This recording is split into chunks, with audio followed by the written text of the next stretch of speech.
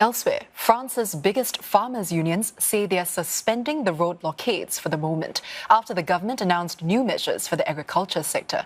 Thousands of tractors have been parked on highways up and down the country for several days as part of protests over cheap imports, fuel taxes, and the impact of the green transition.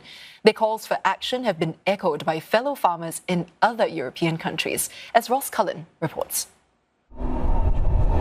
The A1 motorway is normally one of Europe's busiest roads, but it's at a standstill.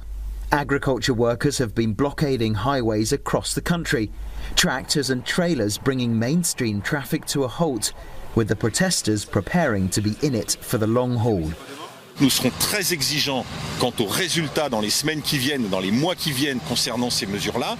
Si ces mesures-là ne sont pas appliquées, si les résultats ne sont pas atteints, la mobilisation reprendra et malheureusement, je crains qu'elle soit plus violente. Farmers are campaigning against cheap imports, red tape, high production costs, price pressures from retailers, and the impact on their sector of climate change policies. The tractor is emblematic of agricultural life, and another issue these farmers are angry about is a feeling that countryside communities are being sidelined and forgotten by ministers.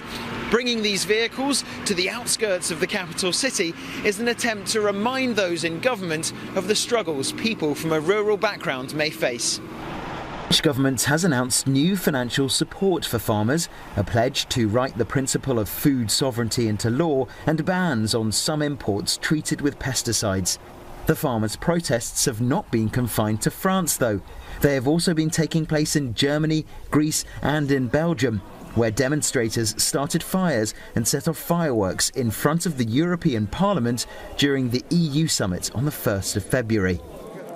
Farmers across the continent are worried about a proposed trade deal between the EU and some Latin American countries, plus the impact of Ukrainian crop exports flooding the European market. On sent bien qu'il va y avoir un problème et les lobbies à Bruxelles sont là très présents pour faire passer leurs idées, mais ils oublient qu'à la base, nous sommes des paysans, nous sommes là pour nourrir les Européens. Voilà. Et sacrifier, je dirais, son autonomie alimentaire aujourd'hui, pour nous, on tire la sonnette d'alarme pour dire que c'est un danger pour toute l'Europe. There should be hundreds of trucks and cars on this stretch of the highway at any given moment, but instead there are hundreds of tractors parked up and going nowhere. Ross Cullen, CNA, Paris.